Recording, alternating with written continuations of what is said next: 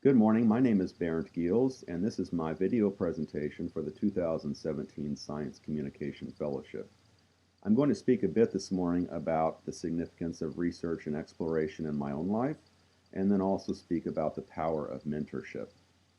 I'd like to begin my presentation by quoting Swiss-American psychiatrist Elizabeth Kubler-Ross, who once stated, "It is very important to realize we all know everything, and that the only important thing we have to learn is how to get in touch with all our knowledge inside."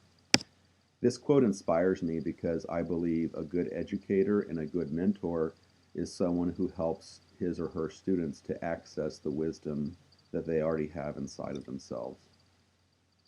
Now, I've been interested in research and exploration since the youngest years of my life. And one interesting story is that I myself am, in a sense, the result of research. And what I mean by that is that my father, in the summer of 1970, visited Europe and took some classes in Vienna. And while living and studying in Europe, he went on a trip to research his mother's ancestral heritage in Germany.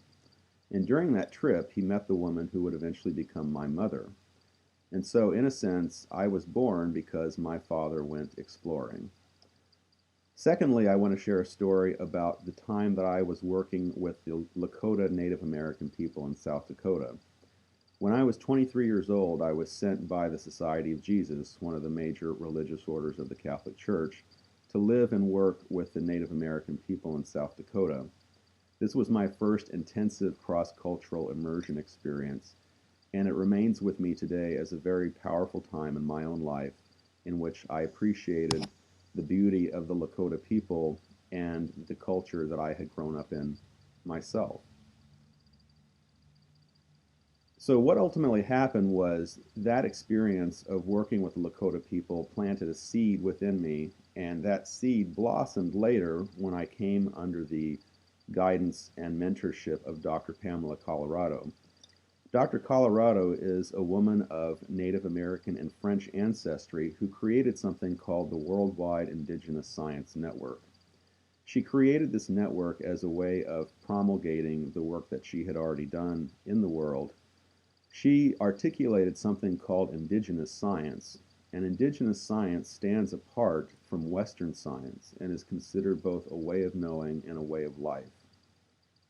I became interested in indigenous science because the Western scientific paradigm that I had been presented with in my formal education did not feel complete, and therefore I did not feel could completely articulate the world and the cosmos that we experience around ourselves. There were two particular principles of indigenous science that I found to be especially powerful.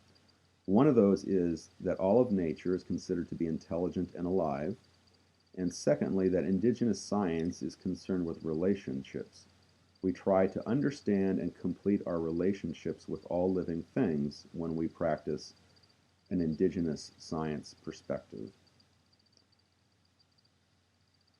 So these experiences that I've shared have been very profound for me in my own life, and I have decided that I would like to make education and mentorship the central focus of my professional life and my future. And I'd very much like to have the opportunity to become a science communication fellow as a way of moving in that direction. Thank you for your time, and I look forward to hearing the results of your review of applications.